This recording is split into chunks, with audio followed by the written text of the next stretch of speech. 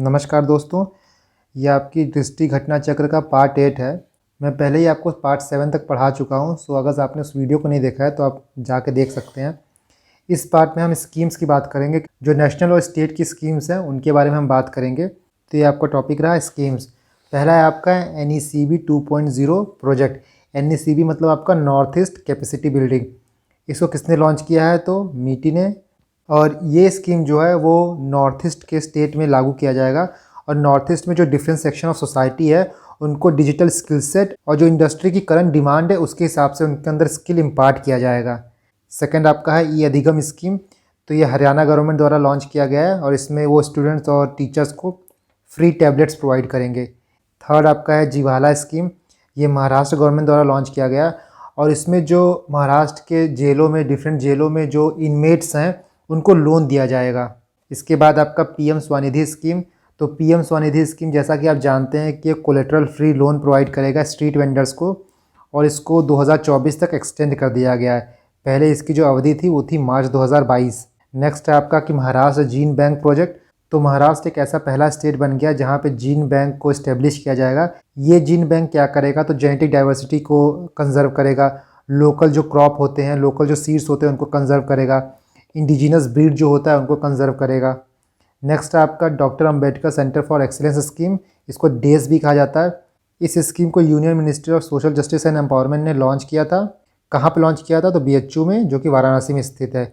इस स्कीम में क्या होगा, जो SC स्टूडेंट्स हैं, शेड्यूल कास्ट के स्टूडेंट्स हैं, उनको UPSC एग्ज़ाम के लिए फ्री कोचिंग प्रोवाइड की जाएगी। नेक्स्ट है आपका स्वनिधि से समृद्धि स्कीम। तो ये स्कीम जो है वो महुआ द्वारा स्टार्ट की गई है। महुआ मतलब ministry of housing and urban affair. और इस स्कीम को 14 स्टेट की 126 सिटी में एक्सपेंड किया गया है। इसको कौन इम्प्लीमेंट करेगा? तो क्वालिटी काउंसिल ऑफ इंडिया। ये स्कीम जो है ना, बेसिकली जो आपकी स्वनिधि स्कीम है उसका एड ऑन है। मतलब कि ये डिटरमाइन करना कि जो बेनिफिशियरी हैं क्या वो एलिजिबल हैं सेंट्रल वेलफेयर स्कीम्स के लिए, प्लस उनको सोशल सिक्योरिटी बेनिफिट प्रोवाइड करना फॉर होलिस्टिक डेवलपमेंट। किसको? स्ट्रीट वेंडर्स को। नेक्स्ट आपका PM मुद्रा योजना, PM मुद्रा स्कीम। तो इस स्कीम ने 7 साल कंप्लीट कर लिए हैं। ये स्कीम 8 अप्रैल 2015 को लॉन्च हुई थी और इस स्कीम में 10 लाख तक लोन प्रोवाइड किया जाता है। किसको? नॉन कॉर्पोरेट्स को और non farm small micro enterprise. याद रखिएगा कि नॉन फार्म है, फार्मिंग वाले प्रोजेक्ट के लिए नहीं, नॉन फार्म प्रोजेक्ट के लिए लोन दिया जाता है। इसके बाद है आपका mission school of excellence project. तो इसको गुजरात गवर्नमेंट द्वारा चलाया जाता है और वर्ल्ड बैंक प्लस AIIB ने बोला है कि वो 7,500 करोड़ रुपये का लोन देंगे। और ये स्कीम किस लिए है? तो स्टेट में जो क्वालिटी एजुकेशन है उसको प्रोवाइड करने के लिए, उसको एनहेंस करने के लिए। नेक्स्ट आपका है door step ration delivery scheme. तो ये पंजाब गवर्नमेंट द्वारा स्कीम चलाई जाती है। इसमें क्या है, घर घर जाके जो राशन है उसको डिलीवर किया जाएगा। इसके बाद है आपका तेजस। तेजस मतलब है training for Emirates job and skill. Exam में अगर आएगा तो तेजस ही पूछा जाएगा, फुल फॉर्म नहीं आता है। ये स्कीम आपका स्किल इंडिया इंटरनेशनल प्रोजेक्ट के अंदर आता है। इसमें क्या है कि जो कि इंडियंस है जो कि बाहर काम करने जाना चाहते हैं बेसिकली UAE में, तो उनको स्किलिंग प्रोवाइड करेगा, सर्टिफिकेशन प्रोवाइड करेगा और जो एम्प्लॉयमेंट है, ओवरसीज़ एम्प्लॉयमेंट है, वो प्रोवाइड किया जाएगा। 12वां है आपका रामागुंडम फ्लोटिंग सोलर प्रोजेक्ट। तो ये प्रोजेक्ट तेलंगाना में NTPC द्वारा स्टार्ट हुआ है और इस प्रोजेक्ट के अंदर जो NTPC है वो 42.5 मेगावाट एडिशनल कैपेसिटी इंक्रीज़ करेगा इस फ्लोटिंग सोलर प्रोजेक्ट का। नेक्स्ट है आपका सुजलम 2.0 कैंपेन। तो ये बेसिकली वाटर रिसाइकलिंग प्रोजेक्ट है। इसको जल शक्ति मिनिस्टर ने लॉन्च किया है। इस स्कीम में क्या होता है, इस कैंपेन में क्या होता है कि जो आपके ग्रे वाटर है, ग्रे वाटर मतलब जो गंदे पानी है या फिर वो पानी जो किचन से बह जाते हैं, बाथरूम से बह जाते हैं, उनको रीयूज़ करना, रिसाइकल करके रीयूज़ करना। इसके बाद है आपका national AIDS and STD control program. इसका फेज़ 5 स्टार्ट किया गया है। फेज़ 5 कब से कब तक चलेगा? तो 1 अप्रैल 2021 से लेकर 31 मार्च 2026 तक, मतलब 5 सालों के लिए। नेक्स्ट है आपका पुणे मेट्रो रेल प्रोजेक्ट। इसको PM ने इनॉग्रेट किया है। इसके 12 किलोमीटर के स्ट्रेच को PM ने इनॉग्रेट किया है। टोटल जो स्ट्रेच है इसका 33.2 किलोमीटर है, जिसमें 30 स्टेशन आएंगे। इसके बाद है आपका स्त्री मनोरक्षा प्रोजेक्ट। इसको ministry of women and child development और निमहैंस ने मिल के लॉन्च किया है। इस प्रोजेक्ट में क्या होगा कि जो वुमेन्स हैं उनकी मेंटल हेल्थ को कैसे इम्प्रूव किया जाए ये बताया जाएगा। इसके बाद है आपका रूसा। रूसा मतलब राष्ट्रीय उच्चतर शिक्षा अभियान। इसको 31 मार्च 2026 तक इंक्रीज़ कर दिया गया है।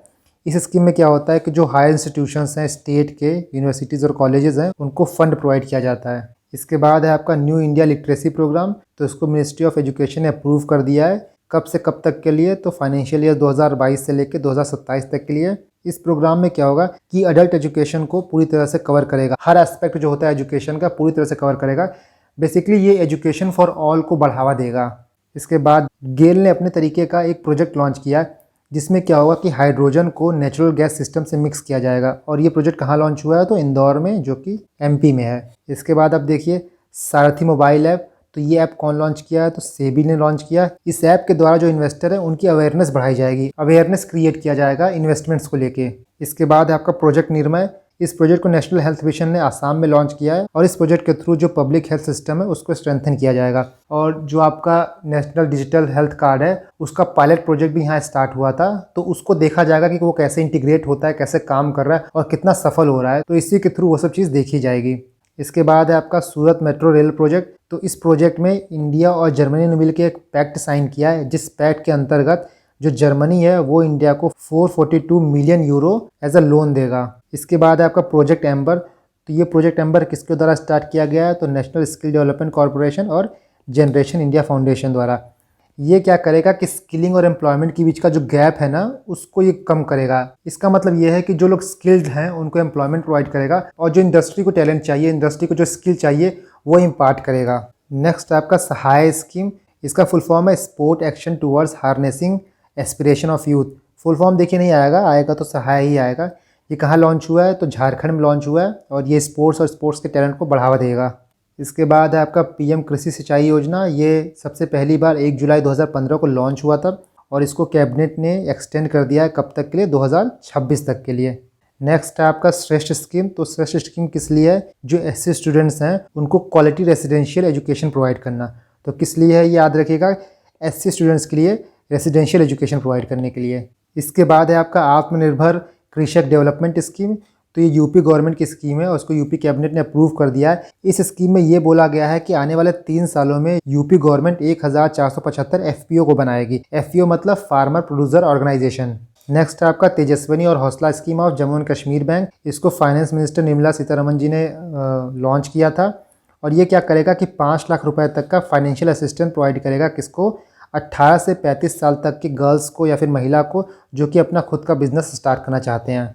नेक्स्ट आपका डेयरी सहकार स्कीम। तो इसको अमित शाह जी ने लॉन्च किया था, कहाँ पे, आनंद गुजरात में, और ये डेयरी सेक्टर को स्ट्रेंथन करेगा। इसके लिए 5000 करोड़ अलॉट किया गया है। इसके बाद है आपका सीएम जन आरोग्य योजना।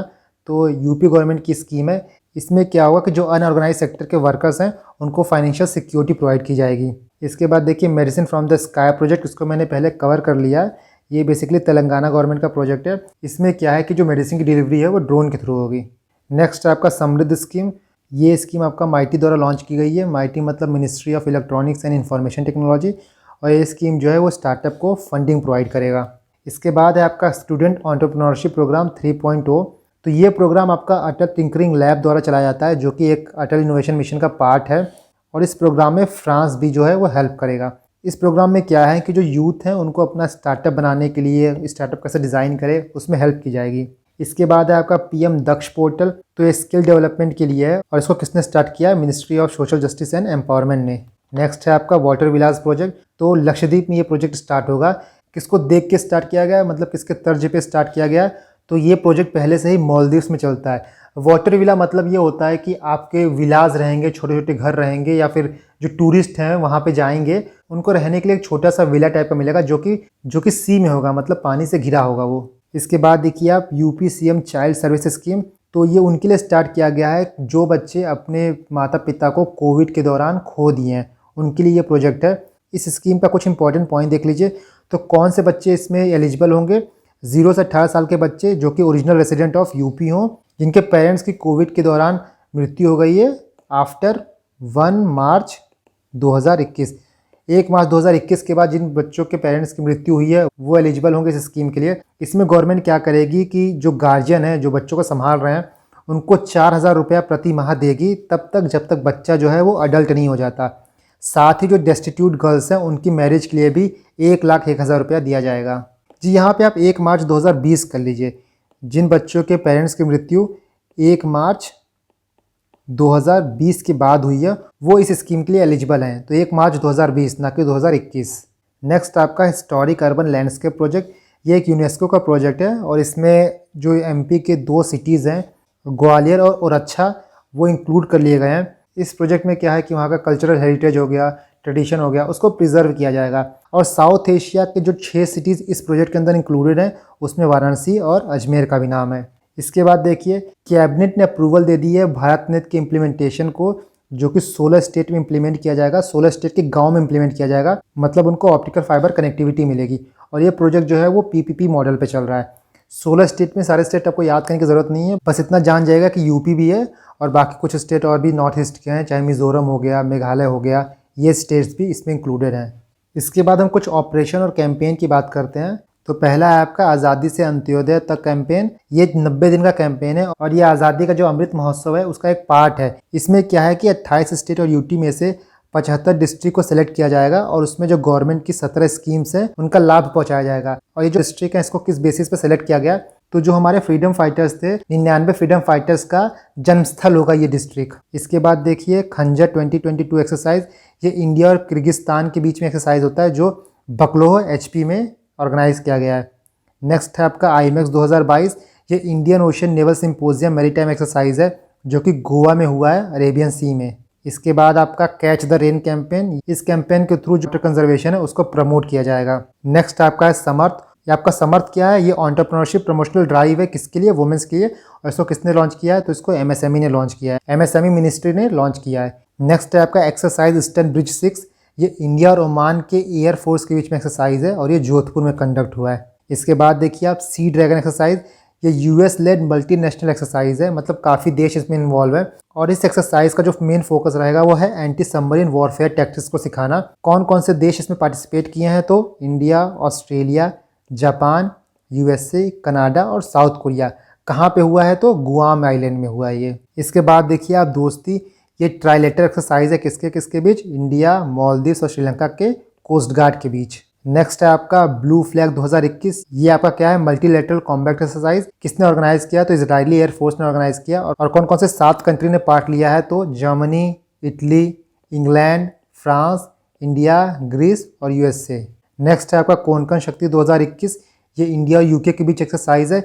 ये first ever tri service exercise है, मतलब इसमें आर्मी, नेवी, एयरफोर्स तीनों सर्विस जो है वो पार्टिसिपेट करेंगे और ये अरेबियन सी में ऑर्गेनाइज हुआ है। नेक्स्ट है आपका मित्र शक्ति 2021, ये इंडिया और श्रीलंका के बीच की एक्सरसाइज है जिसमें काउंटर इंसर्जेंसी और टेररिज्म से कैसे निपटे उसका अभ्यास होगा। इसके बाद है आपका जैपैड 2021, ये एक्सरसाइज आपका निजनी रशिया में कंडक्ट किया है और इंडिया जो है पार्टिसिपेट किया है इसमें। इसके बाद है आपका ऑस इंडेक्स, तो ये इंडिया ऑस्ट्रेलिया के बीच का एक्सरसाइज है और ये नेवी एक्सरसाइज है। यहाँ से आप देख सकते हैं ऑस से आपका ऑस्ट्रेलिया हो जाएगा और इंडिया से आपका इंडिया हो जाएगा, एक्स से एक्सरसाइज हो जाएगा। इसके बाद है आपका इंद्र 2021, तो ये इंडिया और रशिया के बीच की एक्सरसाइज है, ये है ट्राई सर्विस जॉइंट एक्सरसाइज, तीनों सर्विस इंक्लूडेड रहेंगी इसमें। नेक्स्ट है आपका जायद तलवार 2021, तो ये इंडिया और यूएई का नेवी एक्सरसाइज है।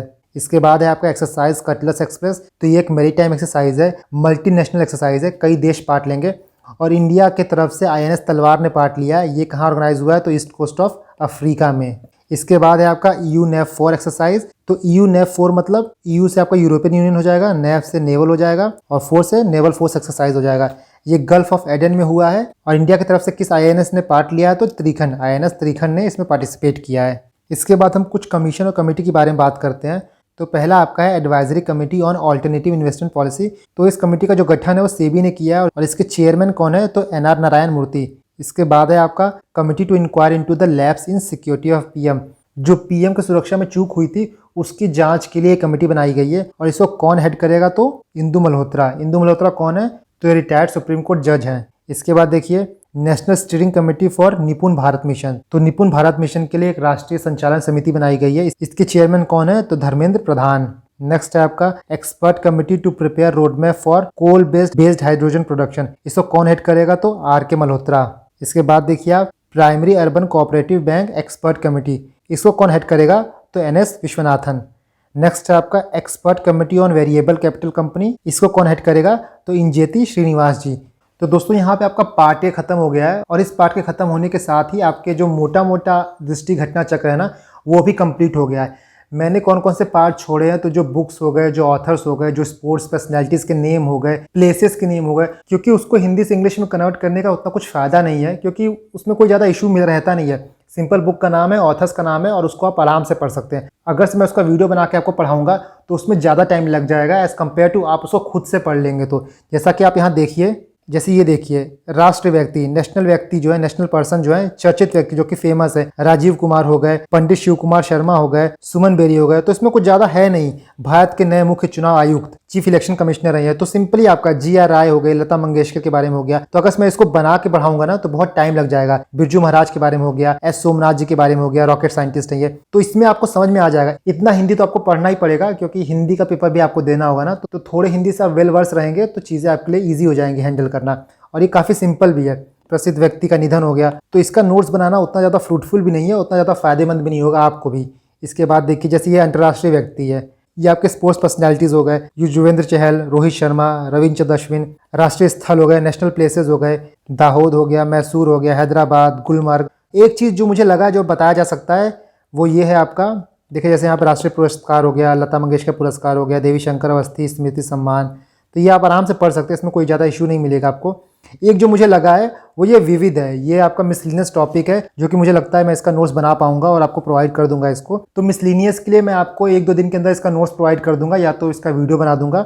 और ये 2-3 पेज ही है, इसका मैं नोट्स बना के एक वीडियो के माध्यम से आपको इसकी जानकारी दे दूंगा। सो आप इसको मेरे टेलीग्राम से ले सकेंगे इसके नोट्स को। और बाकी जो चीज़ है जो मैंने छोड़े हुए हैं, जैसे प्राइस हो गया, प्लेसेस हो गया, पर्सन हो गया, इसको आप इस बुक से पढ़ लीजिएगा। अब देखिए, बहुत लोग ये पूछेंगे कि सर कौन कौन से पर्सन, बुक्स या फिर ऑथर्स इंपॉर्टेंट हैं। तो ये बताना काफ़ी मुश्किल है कि कौन से बुक्स इंपॉर्टेंट है, किसको आप पढ़िए, किसको छोड़िए। आप कोशिश करिए कि आप एक बार रीडिंग कर लीजिए, क्योंकि बुक्स बहुत है इसमें, 50-60 बुक्स हैं और सब बुक्स के नाम याद रखना पॉसिबल नहीं है, ह्यूमनली पॉसिबल नहीं है कि आप सब कुछ याद रख पाएँ। सो जितना आपसे याद हो पाएगा उतना अच्छा है। और बाकी आप एक बार नज़र मार लेंगे तो हो सकता है कि एग्जाम में आए तो वहां से आप चीजें कर लें। बाकी जो फेमस पर्सनालिटीज हैं वो कोई बुक लिखी हो तो उनको आप देख लीजिएगा। जो कि फेमस पर्सनालिटी आपका, जैसे पिछली बार पूछा था अमर्त्य सेन के बारे में पूछा था, तो इस तरह कोई फेमस पर्सनालिटी आपकी बुक लिखी हो तो उनकी बुक आप याद कर लीजिएगा। या फिर स्पोर्ट्स के लिए भी जो फेमस गेम्स हुए हैं तो उनको आप देख लीजिएगा। और बाकी जो छुटपुट चीजें हैं उसको उतना ज्यादा ध्यान नहीं देंगे, उसको थोड़ा इग्नोर करेंगे, तब भी आपका काम चल जाएगा। और अब आप मेरे PDF का प्रिंट आउट निकाल सकते हैं। मैं कोशिश करूंगा कि जो मेरा PDF है उसको कंपाइल करके या तो आज शाम तक या तो कल तक उसको अपने टेलीग्राम चैनल पे अपलोड कर दूं, ताकि आपको एक साथ ही वहां से सारा PDF मिल जाए और उसका आप आराम से प्रिंट आउट निकाल सकें। बाकी मैं सोच रहा हूँ कि CSET की 1-2 वीडियो ला दूं, ताकि जिनको CSET में थोड़ी प्रॉब्लम है तो वहां पे उनकी थोड़ी हेल्प हो जाए। तो दोस्तों, आप इसी तरह मेहनत करते रहिए, रिवीजन करते रहिए। Thank you and God bless you all.